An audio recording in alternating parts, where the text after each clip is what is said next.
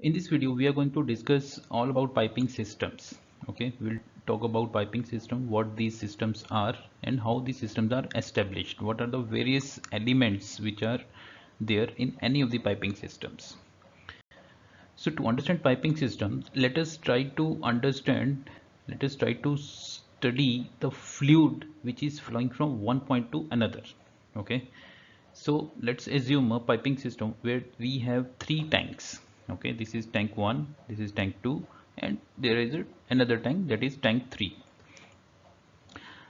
Now suppose the fluid is flowing from these two tanks towards this tank. Okay, we have to connect these three tanks so that the fluid is sent to tank 3.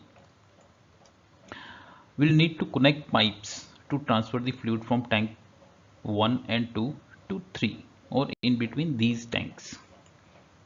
Okay, so let us try to start this concept. Let us see how this piping system we can build. So to start with, we have to bring our piping inside our system so that we can connect these vessels.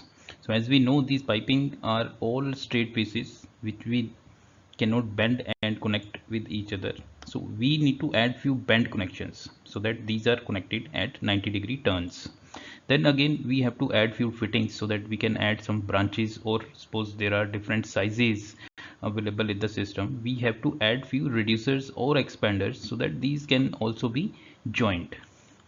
Again we have to add these components which we call pipe fittings so that we can complete our system.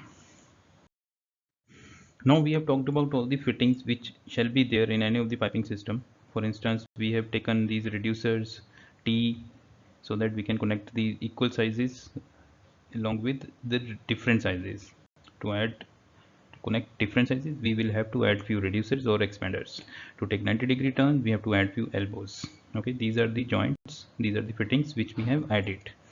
Now we have to we have to join these two items, for example the piping and equipment nozzle. So again we have to add few terminal connections.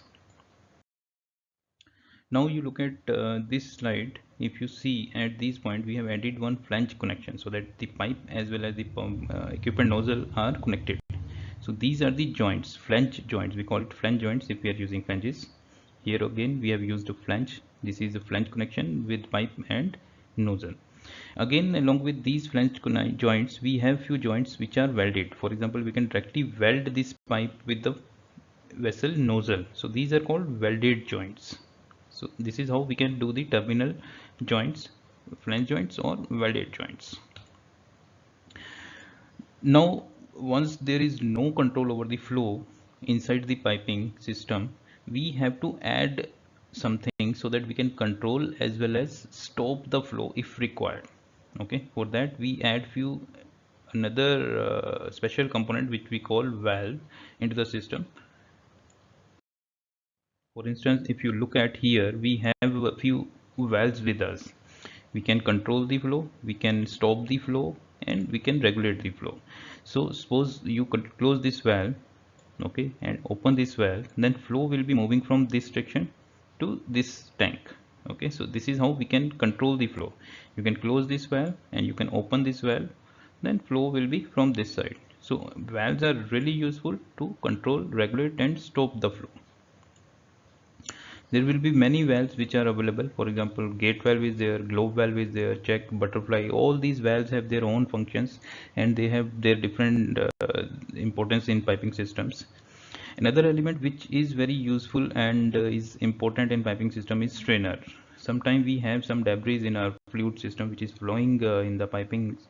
We have to filter these out. So for that we add a few elements called strainers. Okay, if you look at here, we have strainer with us.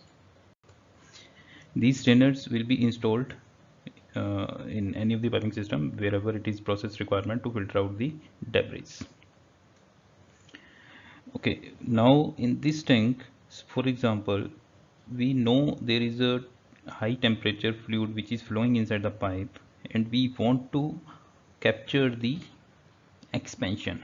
Okay, for example, at this point we know if the temperature is high, this pipe may expand or contract at different stages of the project. So we have to add few elements to control this expansion. Okay, so we call these kind of joints, these elements, expansion joints. So few of the expansion joints may be added into the piping system to control the contraction or expansion. If you look at here, this is kind of expansion joint which is added at the nozzle, so that if any unexpected expansion is there, then we can control it. Why we want to control it? Because we want flexibility into the system, as well as we want to maintain the stability into the system. So these elements again creating the stability into the system. Okay, when fluid is flowing in a pipe, we may have to know the parameters. Okay, there will be like pressure and temperature, which we keep on noting at different stages.